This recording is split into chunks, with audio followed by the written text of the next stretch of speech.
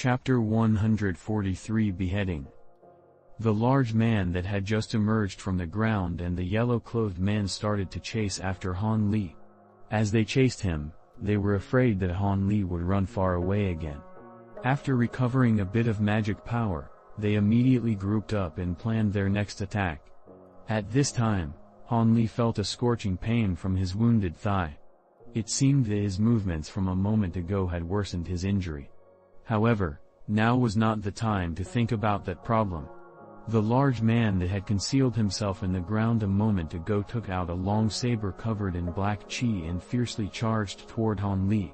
When Han Li saw his opponent's figures, he observed that although they were quite fast, their movements were stiff. It was clear these people only relied on the support of magic techniques. His heart could not help but slightly relax. It should be known that Han Li's strange and quick movements would prevent them from catching up to him. With that thought, Han Li no longer paid attention to the large overbearing man and placed his attention onto the yellow-clothed man instead, as the man had taken out a dark green gourd. He had pointed the mouth of the gourd toward Han Li, seemingly wanting to cast a magic technique. "Where do you think you're looking? Die." The large man charged next to Han Li with a greatly flourished yellow light on his body. He lifted his demonic long saber and chopped it down toward Han Li. Han Li snorted. His body flashed, appearing outside the reach of the saber. "You were fooled, boy." The large man wildly laughed. A black light from the long saber in his hand flashed, and turned into a long black rope. Like a long snake, it closely followed and twisted toward Han Li, neither locking him down nor letting him go. Han Li was startled, and his body immediately grew strangely indistinct. One moment he was at the left, then right, then front, then back, as if there were several Han Lis encircling the large man. When the large man saw this, he grew greatly intimidated. However, he immediately protected his body with the earth armor technique and no longer paid any attention to Han Li's afterimages. Instead, he hastily moved his flexible black rope and did his utmost to pursue Han Li's true body. Peng peng. Peng peng. Han Li swept past the side of the large man.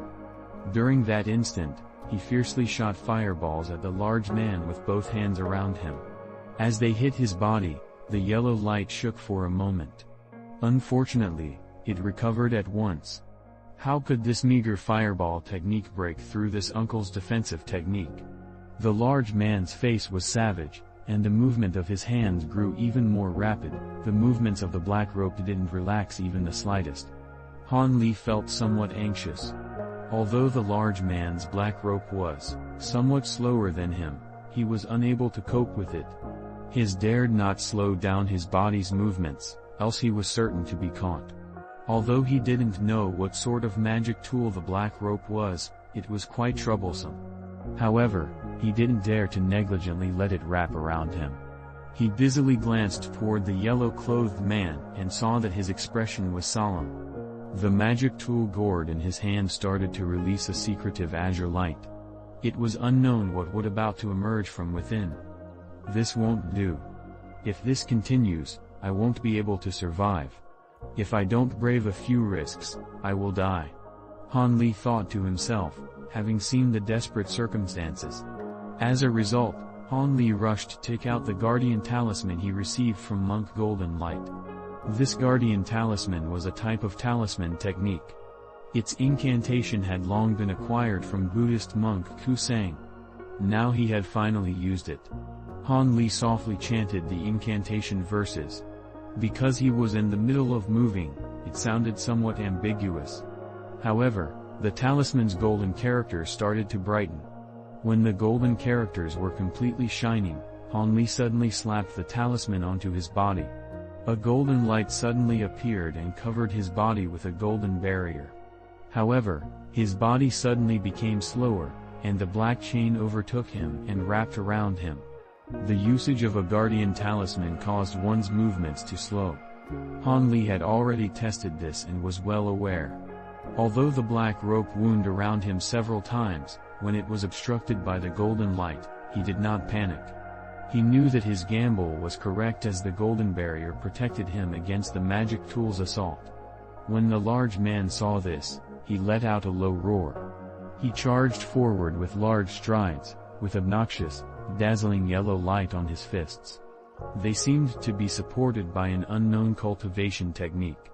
Having learned a lesson from last time, Han Li did not let the large man get close.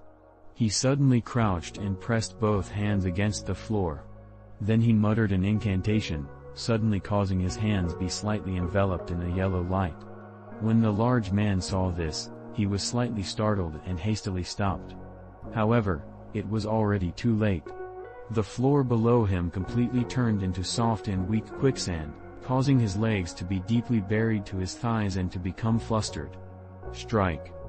A sharp voice entered Han Li's ear.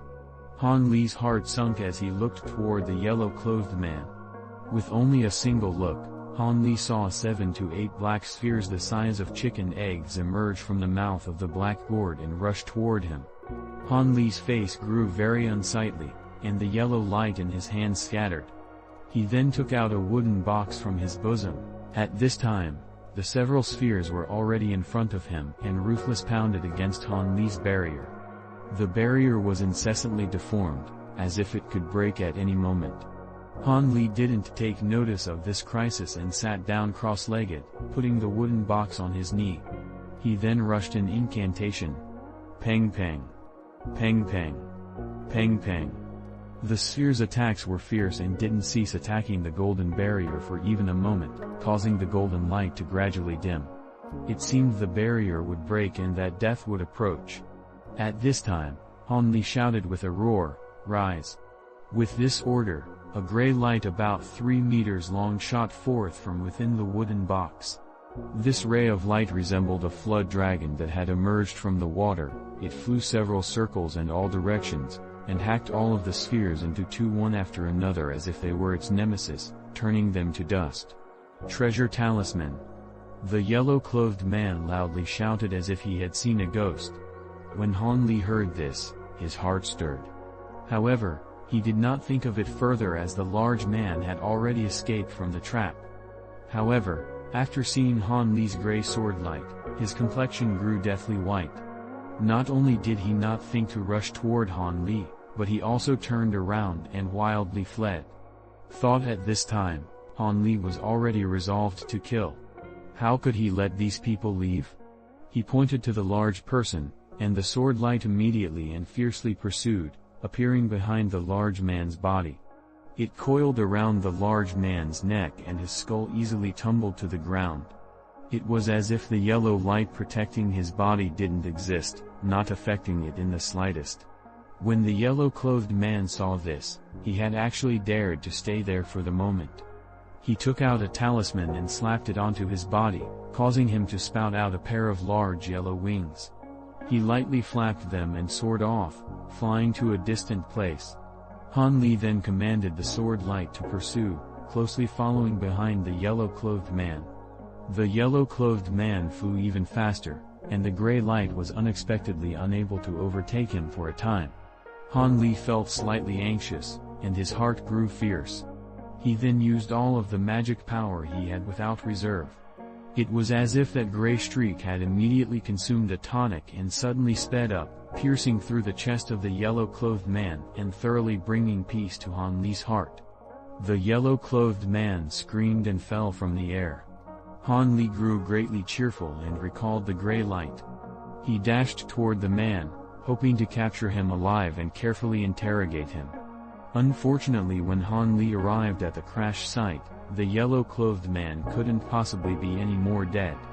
He simply fell to his death, causing Han Li to be quite depressed. Since there were no living mouths, he could only search the two bodies and see whether he could find any useful clues. After Han Li impolitely plundered all the items on the two men's bodies, he did not find any relevant items. Even so, he struck it rich. These two men actually had 50 low-grade spirit stones as well as a few talismans and magic tools. Han Li could not make head or tails of their assault and was somewhat puzzled. He also did not know whether or not these two had anything to do with the missing rogue cultivators. However, He didn't dare to stay here too long. After consuming a few medicine pills, he continued on his way.